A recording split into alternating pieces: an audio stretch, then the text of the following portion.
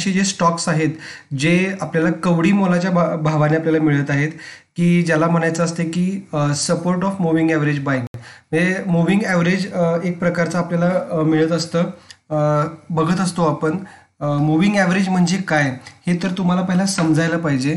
Moving average कसं मिळवायचं किंवा त्याचे कॅल्क्युलेशन कसं करायचं हे जर शिकायचं असेल तर तुम्हाला माझे 2 व्हिडिओ आहेत. तर हा एक व्हिडिओ आहे जो 7 महिन्यापूर्वी केला होता, मुव्हिंग ॲव्हरेज सिक्रेट म्हणून, आणि दुसरा म्हणजे मुव्हिंग ॲव्हरेज बेसिक ट्युटोरियल, आणि त्याच्यामध्ये गोल्डन क्रॉस म्हणजे काय हे मी त्याच्यामध्ये सांगितलं होतं. हे जर तुम्ही 2 व्हिडिओ बघितला तर तुम्हाला मुव्हिंग ॲव्हरेजबद्दल एक चांगले म्हणजे अंदाज येऊ शकतो की मुव्हिंग ॲव्हरेज म्हणजे काय, की बाईंग कुठं करावं, कसं करावं.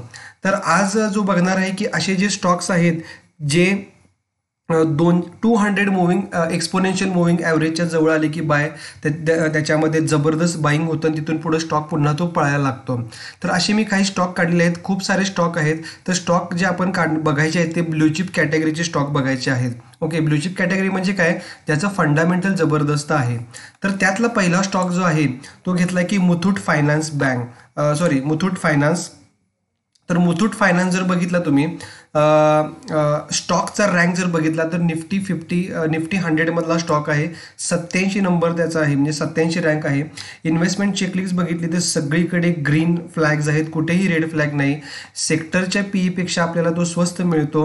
15च्या व्हॅल्युएशनला तो आलेला आहे. डिव्हिडंड इन बघितली तर त्याची 1.40 आहे, म्हणजे सेक्टरच्या डिव्हिडंड इनपेक्षा तो आपल्याला 1.40% डिव्हिडंड देतो. तर हे मुथूट फायनान्स एक चांगलं लक्षण आहे. दुसरी गोष्ट म्हणजे फायनान्शियल ट्रेंड जर बघितला तर फायनान्शियल ट्रेंड हा अप ट्रेंडमध्ये आहे आणि प्रमोटर होल्डिंग पण कॉन्स्टंट आहे. तर हे तुम्ही बघू शकता. ह्याच्यामध्ये फायनान्शियल जर ह्याचे तुम्ही ते चेक करू शकता. इन्कम किती आहे, त्याचा टोटल रेव्हेन्यू किती आहे, एबिटा किती आहे, अर्निंग आफ्टर टॅक्स. ओके, हे सगळं तुम्ही ह्याच्यामध्ये चेक करू शकता. आणि जर पियर्स कंपॅरिझन करायचं म्हटलं तर कंपॅरिझनमध्ये त्याच्याबरोबर एवढ्या कंपन्या आहेत तर मुथूट फायनान्सला तोड नाही. पीई रेशो तो आता स्वस्तात आहे. डिव्हिडंड यील्ड पण ह्याची जबरदस्त आहे. तर हे सगळे जे काय आहेत हे चांगले फीचर्स आता मुथूट फायनान्स मध्ये आहे. तो मुथूट फायनान्स हा एक चांगला स्टॉक आहे. तर तो आपण बघूया. मुथूट फायनान्स चार्टवर काय सांगतो Muthoot finance. Okay, Muthoot finance जर बघितला तर हे मी चार्टमध्ये ऑलरेडी लावून ठेवलेलं आहे की एक्सपोनेन्शियल मुव्हिंग ॲव्हरेज. तर जर मुथूट फायनान्सची जर हिस्ट्री काढली तर 2020चा जर कोविडचा क्रॅश जर सोडला तर जेव्हा हा स्टॉक 200 डे एक्सपोनेन्शियल मुव्हिंग ॲव्हरेजला येतो. मी पुन्हा एकदा सांगतो, एक्सपोनेन्शियल मुव्हिंग ॲव्हरेज, ह्या दोघांच्यातला फरक जर तुम्हाला जाणून घ्यायचा असेल, एक्सपोनेन्शियल मुव्हिंग ॲव्हरेज आणि डेली मुव्हिंग ॲव्हरेज, तर ते तुम्हाला व्हिडिओ बघावे लागतील. ते व्हिडिओ तुम्ही जरूर बघा आणि मग तुम्ही हे ट्राय करा. तर इथे ज्यावेळी बाईंग होतं तिथून पुन्हा हा स्टॉक हा काय तो पळायला लागतो. तर ऑलमोस्ट त्यावेळी 686 पासून तो ऑलमोस्ट त्याने 1300-1400 पर्यंत त्याने जंप मारलेली होती. पुन्हा हा स्टॉक 200 डेजच्या जवळपास येतो, तिथून पुढे तो वर जातो. तर असं मानलं जातं की 200 एक्सपोनेन्शियल मुव्हिंग ॲव्हरेजच्या जवळपास जबरदस्त बाईंग होतं. म्हणजे 200 दिवसापूर्वींचं जे काय ॲव्हरेज असतं ते तुम्हाला काढलं जातं. ओके, पुन्हा इथे बघा 23 एप्रिलला सुद्धा इथे जबरदस्त बाईंग झालेलं आहे आणि ते मार्केट वर गेलेलं आहे. तर हे तर आहेच, पण तरीसुद्धा तुम्ही एकदा स्टॉक स्टडी करा, स्वतः स्टडी करा, ॲनालिसिस करा, तुमचे ॲडवायझर असेल त्यांना विचारा.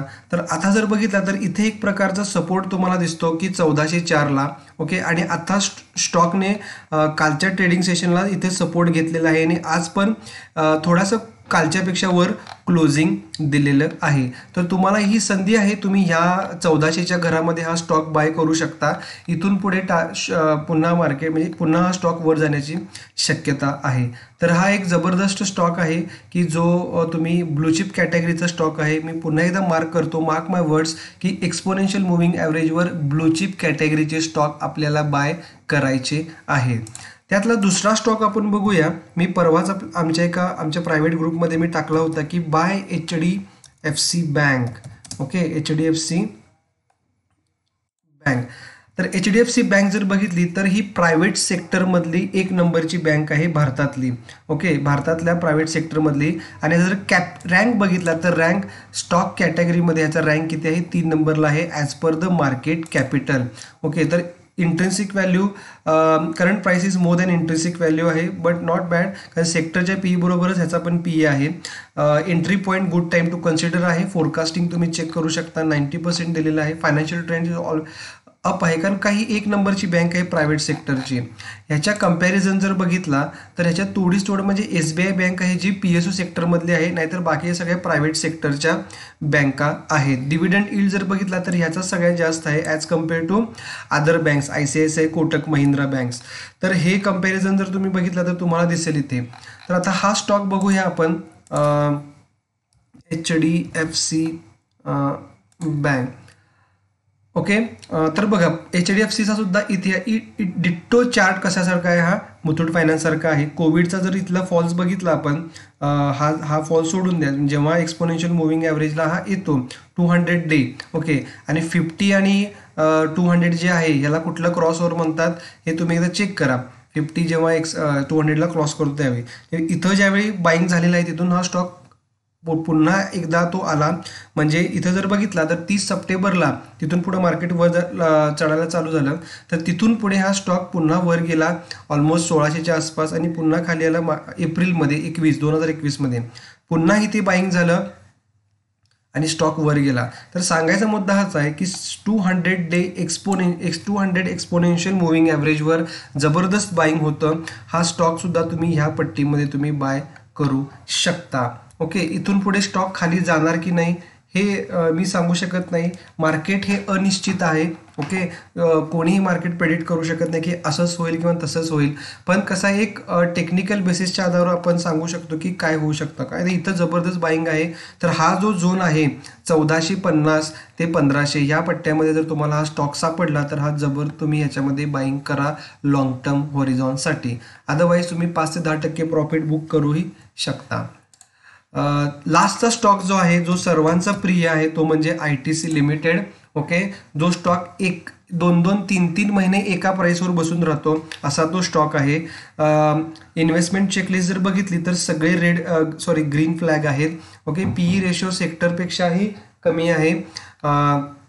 डिव्हिडंड यील्ड बघितली तर 5%च्या आसपास आहे, 4.85% डिव्हिडंड यील्ड आहे. तर तुम्ही कॅल्क्युलेट करू शकता की 221ला 4% म्हणजे किती, तर ऑलमोस्ट तेवढे तुम्हाला तो डिव्हिडंड देतो वर्षाला. फायनान्शियल ट्रेंड्स ऑलमोस्ट कॉन्स्टंट किंवा थोडाफार वाढलेला आहे, रेव्हेन्यू पण वाढलेला आहे. द पिअर कम्पॅरिझन, ह्याच्या कम्पॅरिझनमध्ये कुठलाही स्टॉक तोडीच नाही. तर एक VST इंडस्ट्री सोडली तर VST इंडस्ट्रीज असो जे तुम्हाला म्हणालो की ITCचं बघा 4.85 आणि VST, कारण VST पण त्याच्याबरोबर म्हणजे त्याच्या प्राईसच्या बरोबर काय करतो तो डिव्हिडंड देतो. तर बघूया ITC आपल्याला चार्टवर काय सांगतो. ITC जर बघितला तर हे जे स्टॉक्स आहेत ब्ल्यूचिप जे मी कॅटेगरी घेतलेले आहेत ते 200 डेज एक्सपोनेन्शियलला आले की तिथं त्याच्यामध्ये जबरदस्त बाईंग होतं आणि तिथून पुढे स्टॉक हा पळायला लागतो. तो आपल्याला काय करायचं आहे, 200 एक्सपोनेन्शियल मुव्हिंग ॲव्हरेज बघायचं आहे आणि तिथून पुढे स्टॉक वर जातो का. तर ही जी बाईंग आहे 220च्या आसपास जर तुम्हाला स्टॉक मिळाला तर तुम्ही हा जबरदस्त बाय करा. तर अशाच प्रकारचे व्हिडिओ बघण्यासाठी हा स्टॉक म्हणजे हे चॅनल तुम्ही सबस्क्राईब करा. धन्यवाद.